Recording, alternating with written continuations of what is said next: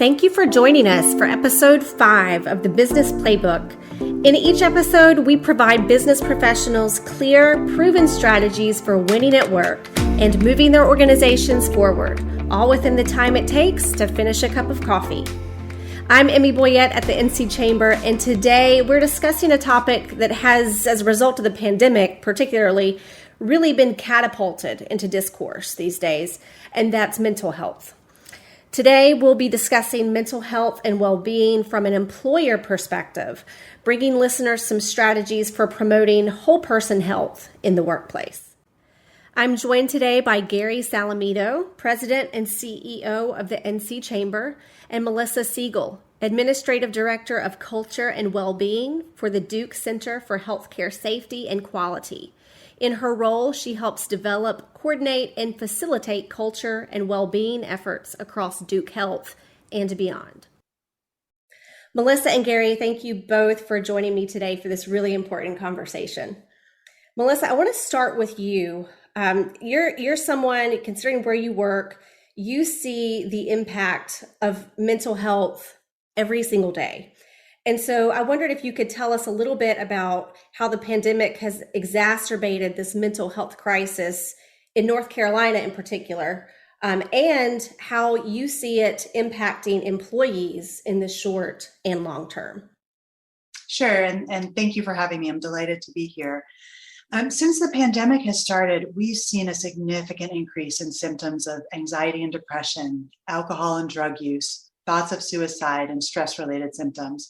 And if you look at North Carolina alone, there's been a 40% increase in adults reporting symptoms related to mental health issues. 40%? Wow. It's huge, right? And so when we think about what's actually going on for our people, it's a lot. So there's the stress of social isolation and lack of connections for those who are working at home. We have the fear of getting COVID, especially early on for those on the front lines, right? Our essential workers, like healthcare workers, grocery store employees.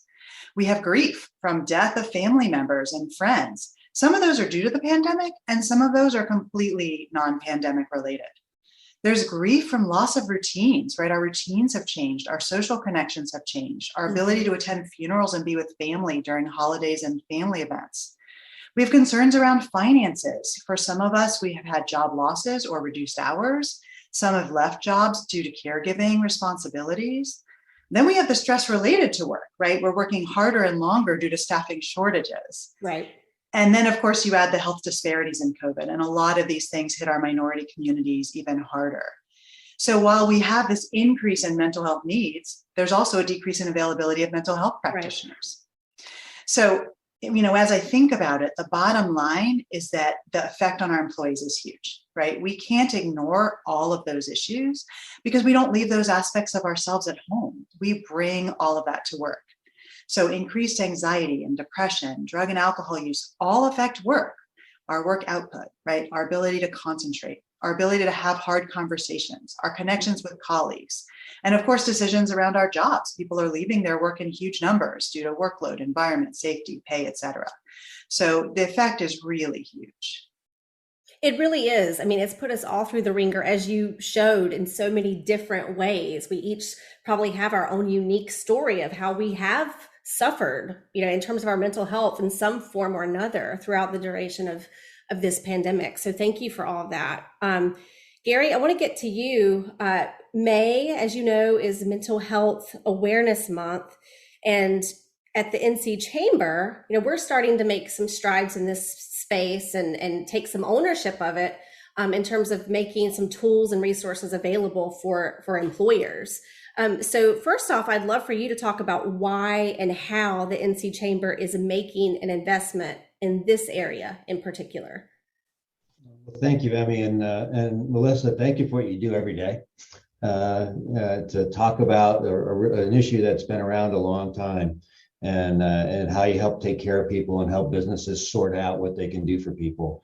And so the mental health and employees' mental health has been a longstanding issue for the business community. It's been around a long time, and as Melissa pointed out, it was exacerbated by the pandemic.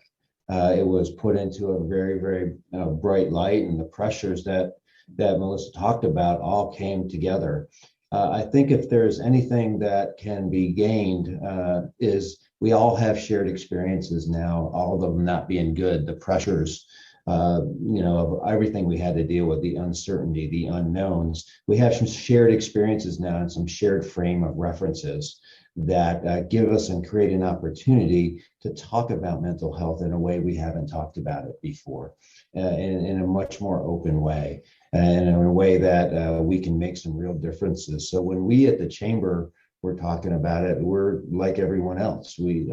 Our staff came from different places, had different experiences. And as we listened to our staff and as we listened to our members, it became clear that we needed to take a more prominent role in talking about mental health and removing the stigmas and helping people to recover, help people come back to work, help them to integrate back into their normal lives as much as their work lives. It's a responsibility that we have. So we're looking forward to being an active part in helping people through this process. So, the Chamber will do a couple of things. We're going to have a couple of webinars. We're starting right now with Melissa here, and we'll do more there. We're collecting information. There'll be a landing page and a toolkit for businesses and our members to come to. They're sharing information. And so one of the things that we do here is we want to take the information and the good work that our members are doing with people like Melissa and her colleagues to take care of folks and let other companies know about that and have access to it and look for ways to adapt it to their workplace. So it's really important as we all recover from a time that none of us have any experience with. Agreed. And that toolkit is so exciting. And I'm really looking forward to the webinars we're going to host. For those who are listening right now, the NC Chamber will be hosting a series of webinars on mental health beginning in May. And you can always visit the events section of our website at ncchamber.com to find more information about those events and to register. So definitely looking forward to that. Melissa, I want to get back to you because I think if there's any organization that's doing this really well from an employer perspective, it's probably yours. Can you tell me about what the Duke Center for Healthcare Safety and Quality does for Duke Health employees and also for the community at large? Absolutely. So we have a number of programs and resources. Many are Duke internal, but some of the at least information is on our external facing website. So our overarching program that's an internal program is called Caring for Each Other. And that includes actually 4 sub-programs. So one of those is individual peer support, where we have peers to provide emotional support to their colleagues, either responsive, so someone could reach out for support, or proactive, where we reach out actually to colleagues based on certain signals and provide support. So the second is we have group support. So if something affects a department, it could be an adverse healthcare outcome, but also a team member death or significant turnover in a particular department. We can provide group support to that department. We do emotional support rounding, where we walk around and check in with team members, offer support, and usually a piece of chocolate or a little snack as well. That does always help. Chocolate always helps. And then we have conversations with colleagues, which is where we provide support around specific topics. So, when the war in Ukraine started, for example, we had a conversation with colleagues around that. We've had conversations with colleagues around COVID, vaccines, race, et cetera. Separate from those programs, we also disseminate a lot of information and tools. So we have a website on our website. We have a lot of bite-sized tools that actually folks in the community are welcome to look at. We've printed coping cards, which are 4x6 cards with specific ideas for self-care. And then on the back, there are resources that folks can access. We published a leader response guide with very specific information and tools to help leaders help their people. And we actually just finished literally this week creating Wellbeing cards, which are just business-sized cards that offer evidence-based tools. So there's a gratitude card and a 3 good things card so that you can fill out the card, and then on the back there's a quote and a QR code that takes you to our resources. So lots of stuff going on. I guess, the one thing I do want to say is that while self-care and caring for each other is so important, we also need to look at how we look at the work, right? We need to think about changing the work. So do we need that weekly meeting? What is the value add for that particular task? Can we shift the work to more appropriate people? How can we remove those pebbles in our shoes? Because while we can support and should support our people, we also need to be preventive and proactive to avoid or at least reduce, right, work-related stressors, because we can't put all of that on the individual. We as organizations and businesses have to take a lot of that on ourselves as well. Yeah, you make a great point. A lot of individuals, myself included, we spend at least 8 hours a day, 5 days a week at work. So it needs to be a space where, first off, we feel safe having conversations that are integral to our mental health. But we also need to know that we are cared for. So I think you just provided a lot of different ways that employers can start to, if they're not already taking the lead, they can do so with those ideas. And we will be sure to share the resources you just suggested in your website after this podcast. At the NC Chamber, we represent members across the entire state, hundreds and hundreds and hundreds of members across literally dozens of industry sectors and various size organizations. So that said, Melissa, can you give us some tangible ideas and resources that businesses of any size, and regardless of whether they're in the healthcare space or not, some resources that they can utilize to best support their employees' mental well-being? Absolutely. So there are some programs that might cost, and there are a lot of things we can do that are absolutely free and in any size business. Right. So we actually use a model in a lot of our work. We do listening, validating, caring, and referring. So we listen, we truly listen to understand. We validate, right? We validate others' feelings and experiences. We care, we do self-care, and then we refer to appropriate resources. Anyone can do that in any organization. We actually train our folks on how to do that. And when you think about what programs we can set up in our businesses, separate from an employee assistance program, which I know is easier for larger businesses, right? Setting up a peer support program, which is free. The only cost is time of an employee to help organize it. But caring for each other, right? Those are free. There are actually some national resources that we refer to all the time. So there's the National Suicide Prevention Lifeline and the Crisis Text Line that anyone can refer to anywhere in the US. Sure. Lots of other free stuff. So leader support, having your leaders check in with your people, right? Praising and encouraging, embedding that positivity and support. Being flexible with our workers, right? How, can we be flexible around their schedules and times off? Can the shifts be slightly different? People really need some of that right now. When we have team meetings and huddles, just even for 2 minutes at the end or the beginning, making time and space to connect, right? To share, to be real. Those types of things. And sometimes that's, you could go around and share one good thing, for example, or gratitude. But you could also do just general check-ins, right? How are you doing? How's it going? There are some places I've seen have a mindfulness room. And yes, you could buy massage chairs, but also you could just have a little corner that has quiet music. You could journal, little snacks, right? It doesn't have to cost a lot of money. And then, of course, addressing the work and not just the person. But lots of things that folks can do. Yeah, those are fabulous ideas. And what I really like about a lot of those is that, they're almost little micro changes that you can begin making in an organization, but then they end up having, especially collectively, this monumental impact by communicating to your employees that this is a priority as an organization to make sure that they are, mentally well and feel safe and secure at work. So those are fabulous ideas. We had a previous conversation at the NC Chamber about the importance of mental health being part of this whole person health, and about ensuring that destigmatization of mental health issues is really ingrained into a company's culture. So what are some small and big steps, Melissa, that you think employers can take to implement that shift or readjustment in culture? Yeah, it's a great question. So for those who can offer an employee assistance program or contract, right, to it, advertise it, right, encourage folks to take advantage of it.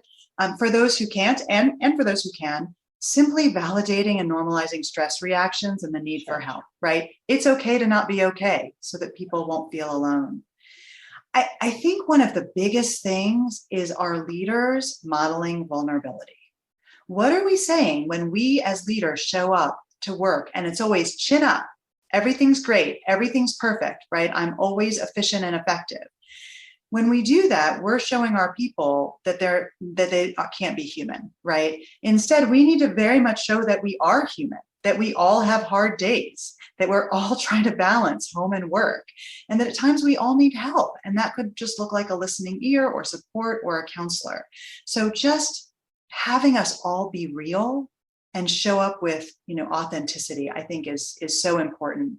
And the other thing that I'll say is we do a lot of leader rounding at Duke, and just having leaders come around and say, how are you doing?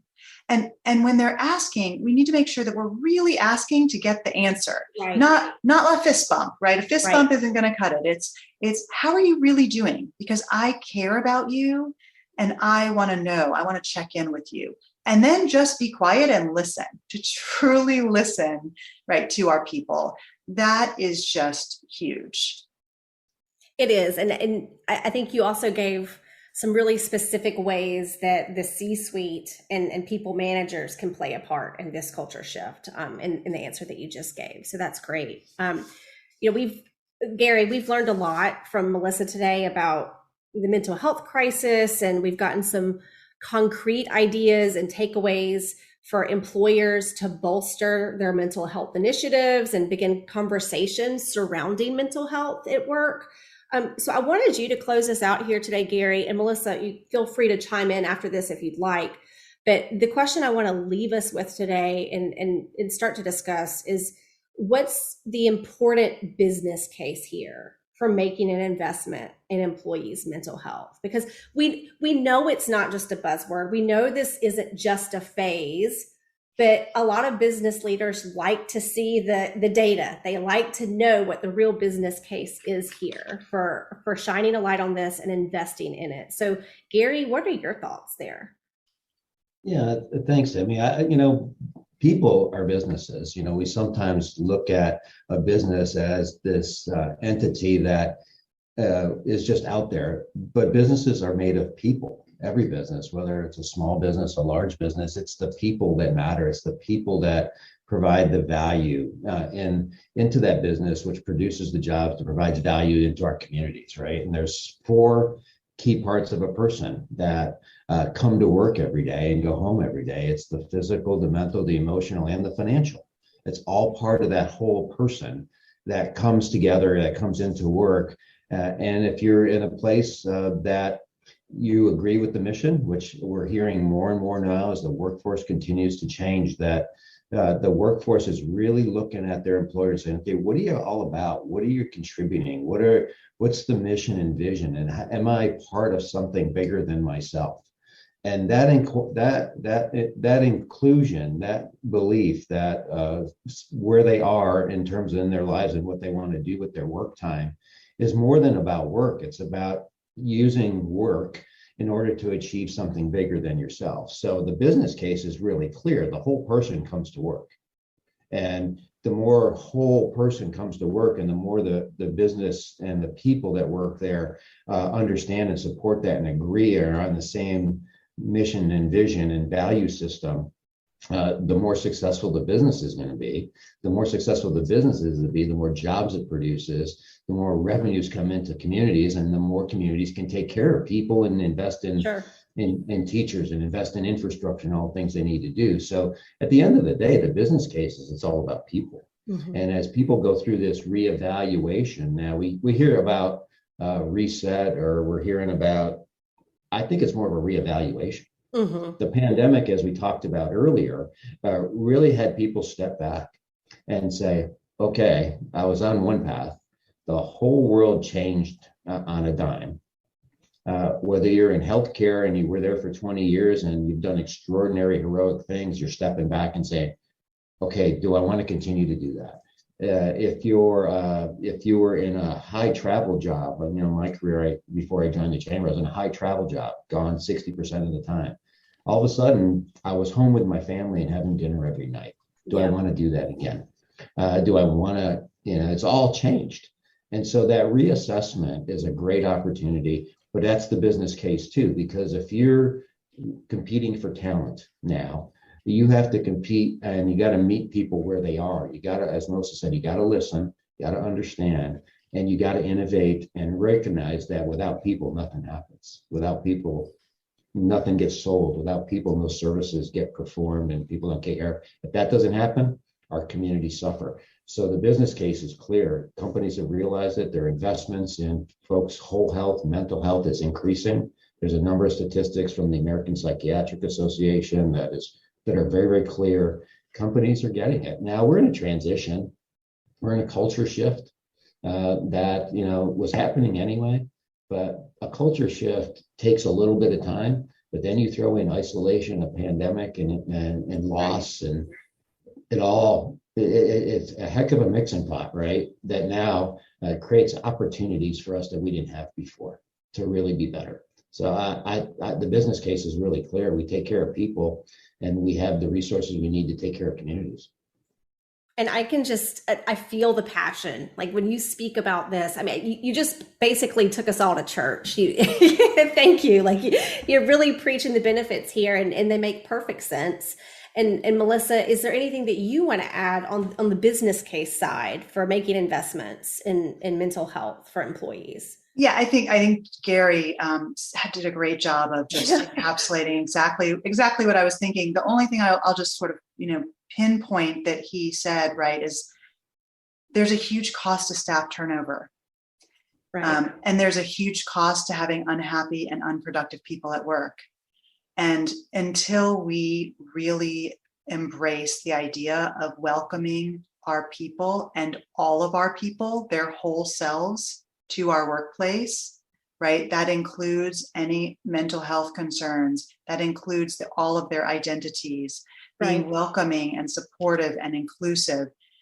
That will then breed happy and productive employees who aren't going to want to leave, right? And so that's the business case right there. And I think Gary did a great job of saying it. Thank you. I think you've both done a really brilliant job kind of making it clear that employers and job creators are really poised to lead here. They have the resources and they have the time with these employees that show up every day to work to really make a meaningful difference in their lives. So thank you both so much for joining me today. I think it's been a really great conversation, and one that I really hope listeners will take to heart and to mind as they put more attention into mental health at their workplaces. So thank you both so much for joining me today. Thanks for having us. Ladies and gentlemen, this was Gary Salamido, President and CEO of the NC Chamber, and Melissa Segal, Administrative Director of Culture and Wellbeing for the Duke Center for Healthcare Safety and Quality. Thank you for tuning in to this month's edition of the Business Playbook. At the NC Chamber, our mission is to research, develop, advocate, and communicate for solutions and policies that produce a nationally competitive business climate in North Carolina. For more information on how the NC Chamber can advocate for your business, visit ncchamber.com.